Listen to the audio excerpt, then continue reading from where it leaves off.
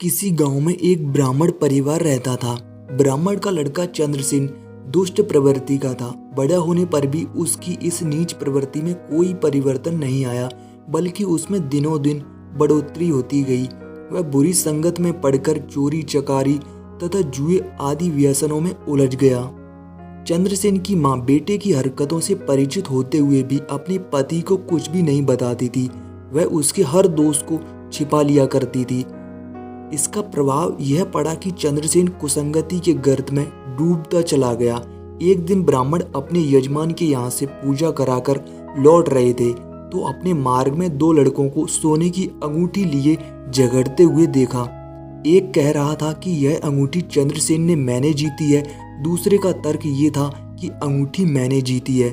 यह सब देख सुनकर ब्राह्मण बड़ा दुखी हुआ। उसने दोनों लड़कों को समझा बुझाकर अंगूठी ले ली। घर आकर ब्राह्मण ने पत्नी से चंद्रसेन के बारे में पूछा। उत्तर में उसने कहा, यहीं तो खेल रहा था अभी। जबकि हकीकत ये थी कि चंद्रसेन पिछले 5 दिनों से घर नहीं आया था।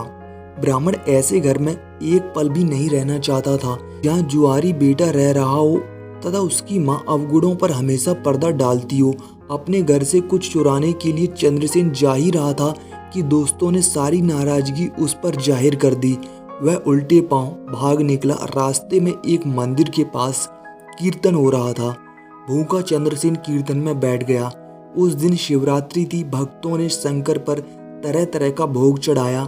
चंद्रसेन उसी भोग सामग्री को उड़ाने की ताक में लग गया।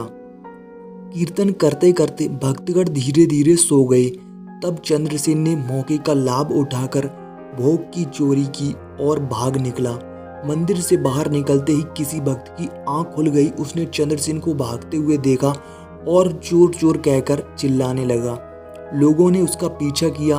भूखा चंद्रसेन भाग न सका और डंडे के प्रहार से चोट खाकर नीचे गिर गया और उसकी प्राण पखेरु उड़ गए। अब मृत चंद्रसेन को लेने शंकर जी के गण तथा यमदूत एक साथ वहां पहुंचे। यमदूतों के अनुसार चंद्रसेन नरक का अधिकारी था, क्योंकि उसने आज तक पाप ही पाप किए थे। लेकिन शिव गणों के अनुसार चंद्रसेन स्वर्ग का अधिकारी था, क्योंकि वह शिव भक्त था। चंद्रसेन ने पिछले 5 दिनों से भूखे रहकर व्रत किया था तथा शिव का जागरण किया था। चंद्रसेन ने भगवान शिव पर चढ़ा हुआ नैवेद्य नहीं खाया था, क्योंकि वह तो नैवेद्य खाने से पूर्व ही प्राण त्याग चुका था। इसीलिए भी शिव के गणों के अनुसार वह स्वर्ग का अधिकारी था।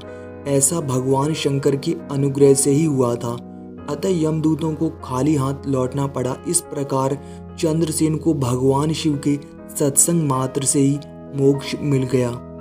आज की वीडियो में केवल इतना ही। यदि आपको ये वीडियो पसंद आई है तो वीडियो को लाइक और शेयर कीजिए।